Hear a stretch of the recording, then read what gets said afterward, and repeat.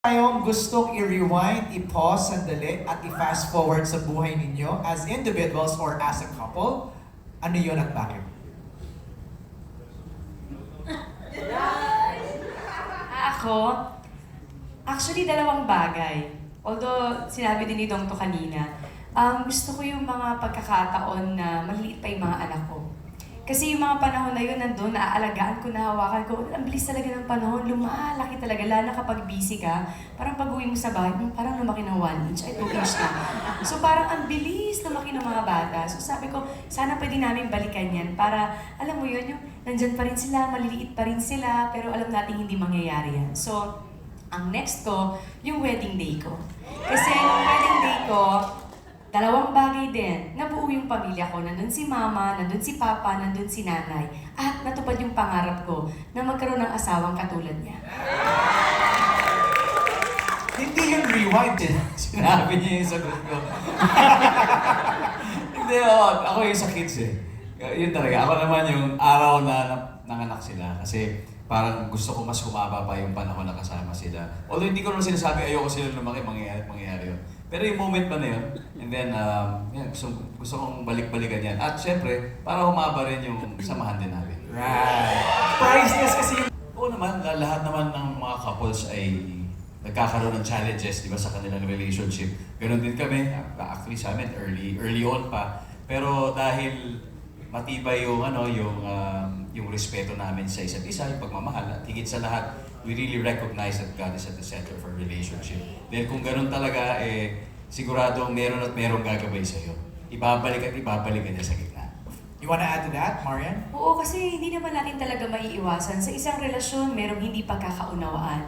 Pero siguro one thing is for sure sa amin ni Dong, kung may mangyayari mang ganyan sa amin, hindi kami natutulog na hindi maayos ang lahat.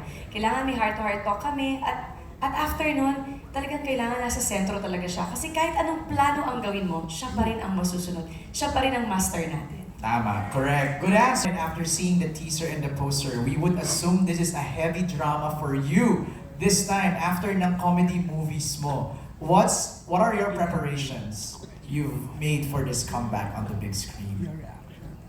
Sobrang pangarap ko talagang gumawa ng ganitong pelikula. Kasi sa mga past na nagawa akong movie, more on comedy, more on very light. So sa kaya sinasabi ko, isa to sa mga pangarap ko kasi talagang drama. Binasa ko yung script, pinag-aralan ko yung character. Malaking factor na nag-uusap kami ni Direk kung paano ko huhubugin yung character ni Mary. Nakatulong yun. At sabi ko nga, isa sa pinakamalaking factor ay si Dong. Always yan. Every time na pupunta kami sa shooting, ginagay niya ako sa character. Minsan may mga eksena kami, bibigyan niya ako ng pointers. So naging madali para sa akin na gawin ang character ni Mary dahil sa mga nakapaligid sa akin. Pag-uwi niyo sa bahay, nabibigyan Marian Rivera. Hindi na Marian Rivera. Marian na naman. Wala na, cut na yun. Siguro yung maganda, alam mo dapat kung paano ihiwalay ang totoong eksena sa totoong buhay. Right. Pero yung discussion na uuwi, nag-drive or nasa bahay, uy, naalala mo yung eksena? Hindi, ang pinag-uusapan namin, sarap ng katrabaho, na-miss din kita. Ah. Ganun.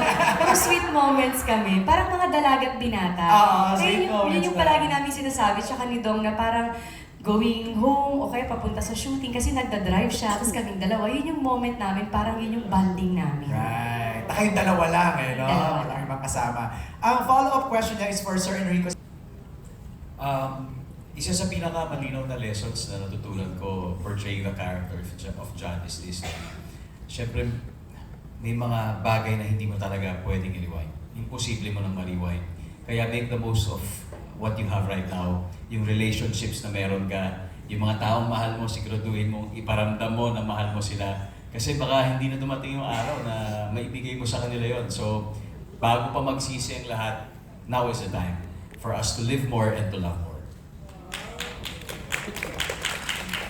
Sa mga asawa na busy at mga misis na nahihirapang magsalita sa asawa, walang time. Kung paulit-ulit niyong ikikimkim ang lahat at maiipon, sasabog kayo at ang mangyayari ang ending sa relationship hindi maganda.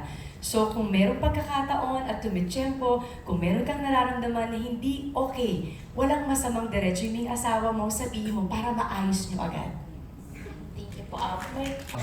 May tatlong bagay kasi na nakakatawa dahil nung nagsama kami nung una, nung 2007, at ngayon ginawa namin itong pelikulang ito, parang halos wala talagang pinagbago.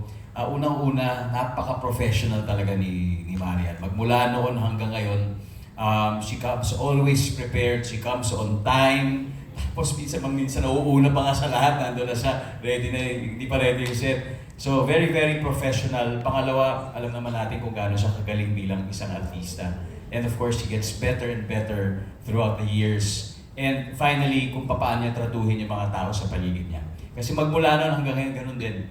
She makes sure that she respects and she loves everybody on the set. Kahit hindi ako, kahit yung mga hindi niya talagang ka-close, pare-pareho trato, pare-pareho pagpapakita niya pagmamahal. In fact, grabe yung pagpapakain niya sa amin. Busog kami. Doon ako nagulat kasi everyday talaga ginugulat niya ako sa menu na pinapadeliver niya. May mga delivery dyan na, uy, bago na naman. Pero favorite ko yung shawarma rice. Pero anyway, yun, halos wala talagang pinagbago. Kaya nakakatuwa. Kumbaga, yung pakiramdam ko noong una kami nagsama noong 2007, parang nanumbalik. And much more now na, you know, we're sharing something extra special together through this film. Okay. Juan Alan, hi! Hello. Hello po. Good afternoon everyone. Good evening. Congratulations sa trailer. We are moved with the trailer. Kumaga nakakaiyak na for that. Yung trailer pa lang. At nakita namin dun pa lang sa trailer na talagang pang-acting awards na yung inyong acting. Especially dong, nakita ko yung dun sa may casket, di ba? Na talagang breakdown ka. So, ano lang masasabi niyo, reaction niyo na parang pang best actor, best actress sa MMFF yung inyong acting for this rewind? Sa akin po, isang malaking karangalan na maisabuhay itong script. Lalong-lalo na magawa ko ito together with very, very good actors and such brilliant creative people under the helm of Direct Ray. Lalong-lalo na kasama ko pa yung asawa ko. Lahat ngayon higit pa sa sapat. Kaya kung ano man po nung dumating, talagang nasa Panginoon na yun kung ibibigay ko. How about Marian? Sa puntong nakapasok kami para sa MMFF, sa dami ng nagpasa, the mere fact na nandito kami ngayon, very thankful na kami doon. Siguro kung meron man mangyayari at maibibigay pa, plus na lang yun. Kung anong nabuo dito at anong i-offer namin sa mga tao, very proud na kami doon. Thank you. Yung second question ko, kasi parang sinabi kanina kung ano yung mga pagbabagong nakita nyo during the time na nagsimula kayo and then ito na nag-reunion kayo. Yung question ko na follow-up is ano naman yung discoveries nyo? The last time you do a movie and this time nagawa kayo ng rewind sa isa't isa. Siyempre iba yung nasa bahay kayo, di ba? Iba yung nandito kayo na magkatrabaho kayo. Ano yung discoveries nyo sa isa't isa as co-workers? Yung totoo, wala eh. Kasi kung ano kami sa bahay, ganun pa rin kami. Siguro nagkakaiba lang sa mga eksena, nag-aaway, or sa mga lines, kasi hindi naman talaga kami ganun. Pero kung paano kami sa pelikula or sa trabaho na ganun kami, hanggang sa bahay ganun din kaming dalawa. Siguro malaking factor din na naging leading man ko siya way back Marimar, tapos nakapagtrabaho kami. Nung pandemic, marami kaming ginagawang mga sarili namin mga videos for the endorsement. So alam na namin kung paano magtrabaho yung isa't isa at alam na namin kung paano mag-a-adjust sa isa't isa. And one thing for sure, magkasundo talaga kami sa lahat ng bagay. Alright. Same. So congratulations for sure. Aabangan to at maraming iiyak with this rewind. Thank you, congratulations everyone. Thank you. Thank you, Alan. Let's call in now Carlos Aragon.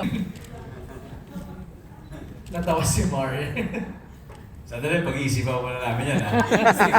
Hindi Bibila na ako ng naisip mga ako, decisions. parang, Tapos pipili ko yung ano yung pwede ko siya.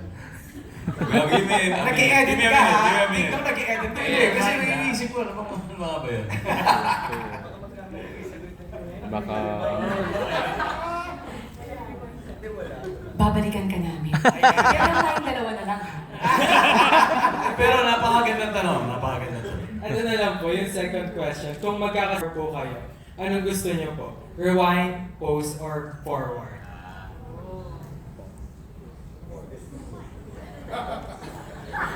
Ewan ko sa'yo, Joros. Kung model daw kayo, pause. Definitely rewind. Rewind talaga. Kasi gusto mo kang balikan yung bad decisions na yan. Kung ano man yun. Di ba? So, para magawa mo siya ng tama. Tomorrow. Rewind din. Kasi kapag nangyari na, tapos na eh. Sa forward, pwede mong madaliin. At pag gusto mong tumigil, pwede kang tumigil anytime. Pero yung rewind, mahirap yun. Pero parang gusto ko yung post-model. O kaya binato ko na ha. Ito, last question na lang po. Sa inyo pong lahat, ano po yung mamimiss nyo na, yung lahat,